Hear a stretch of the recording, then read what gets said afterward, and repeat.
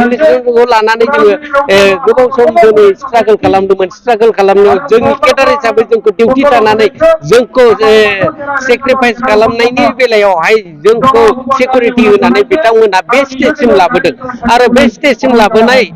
केडारफ्रा बा बिथांमोना दिनै सोरबा एनआइएआव दङ सोरबाया कनभिक्ट जानानै दङ सोरबाया लाइफ टाइम जानानै दं सोरबाया मुंख्लं जालांबाय दा बेफोरनि न'खरफोरखौ जोङो दिनैसिम फंसे रावजों रायज्लायहैनो हायै जादों खारन जोङो बिथांमोननि न'खरखौ नायनो थाखाय जोंहाबोथ' फुवेलनि खोथा थाबाय दिनै माखासे एसे एनै अनसुंथाइ होबोनायनि खोथा थाबाय बेखिनि सिस्टेमा जोंनियाव गैयैनि थाखाय जोङो बिथां मुंख्लं न'खर आरो सरि माबा एनआइए नांनाय आरो कनभिक्ट जानाय लाइफ टाइम जाय नांनानै दङ बिथांमोननि न'खराव जों दिनै खौरांखौ लाहैनो हायाखै दा बिनिखायनो जोङो दुखु मोननानै बे गभर्नमेन्टजों नाथ' जोङो मावखानायबो होनो हाखानाय नङा आरो दिनैसिम बिथांमोननि मावनायखौ जों नुहुरखाबाय बिथांमोनहा माने साक्सेसफुल खालामनानै होनो हाखाया गतिके साक्सेसफुल खालामनो हायाब्ला जों मोनसे बिपिएफ दला सिनियरिटि दल हिसाबै एक्सपिरियेन्स थानाय दल हिसाबै पार्टि हिसाबै बे पार्टिखौनो जोङो दिनै बर'आव गावनिनो आंगो पार्टि होननानै रिजनेल पार्टिखौनो जोङो मोजाङै मोजां पलिटिकेल पावारखौ फोराफिननोसै होननानै जों जयैनो सावरायलायनानै दिनै नैबे जयेनिं प्रग्रामावहाय जों दिनै जयैनो फैनानै जयेनखौ जाफैबाय आरो सेकेन्ड टाइम जोङो जेन'ब्ला गावखौ दिनै बिपिएफ जाबाय होननानै आं सिनायथि होनो हाखाबाय नालाय आङो दिनै आंनि जिहेथु उनाव फैगोन बिथांमोनखौ आं गोसो खुसियैनो आं बिथांमोनखौ बरायनानै लागोन आजावगोन आरो बिथांमोनखौ आङो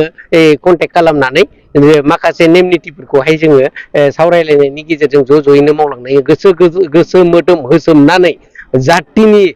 उन्नति बा बिटिसि बागैनि उन्नतिखौ जोङो जाफुंहोनो थाखाय बा मोनफुंनो थाखाय जोङो ज'यै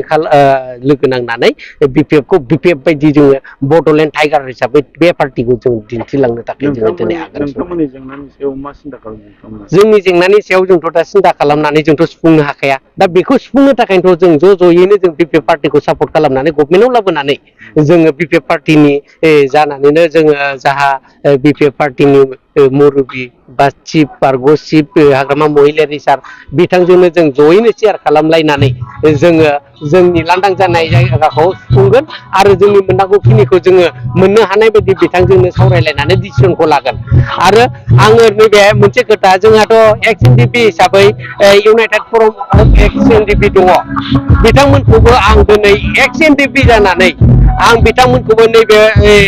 रिजनेल दल हिसाबै रिजनेल दलखौ बा बिपिएफ दलखौ ज'यैनो जोङो पावाराव लाबोनानै ज'यैनो जोङो दुलाराय बर' माहारि बा दुलाराय बिटिसि बाखि हिसाबैनो ज' लोगो नांनानै जोङो मजबुत खालामलांनानै जिहेथु जोंनि जेसेबां मोननांगौ खामानि दं जेसेबां जोंनि डिमान्ड दङ जेसेबां जोंहा इमप्लिमेन्टेसन जानांगौ दङ बेखौ जोङो कमप्लिट खालामनानै लानांगौनि थाखाय आरो जोंहा माखासे जेलाव थानाय लिडार केडार सार निरन्जन दैमारि सार बिथांमोनखौ जों माबोरै बर'नो हायो जों ज'यैनो जानानै जोङो नांनांगोन आरो बे पावारखौ जों लाबोनो नांथारगोन आरो रिजनेल पार्टि हिसाबै बड'लेण्डआव बिपिएफ पार्टिखौनो जोङो सिंगल पार्टि बा गोहोगोरा पार्टि खालामनांगोन मानो होनोबा इउपिपिएल पार्टिया दिनै जोंना 5 बोसोर 3 बोसोर कमप्लिट जाबाय 3 बोसोर कमप्लिट जानायनि गेजेराव जोंनो सेटिसफाइड खालामनो हायाखै जोंखौ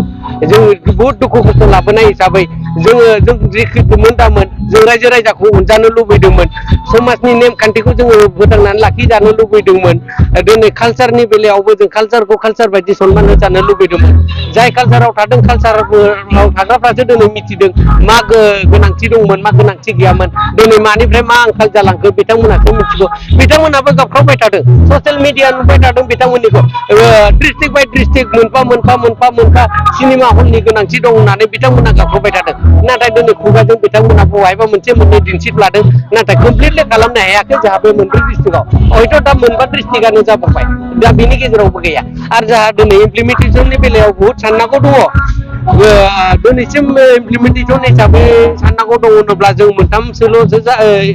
माबानायखौ नुदों इमप्लिमेन्टेसन जानायखौ नुदों बाखि दफायानो जायाखै जोंहा आर्टिकेल मथेथ'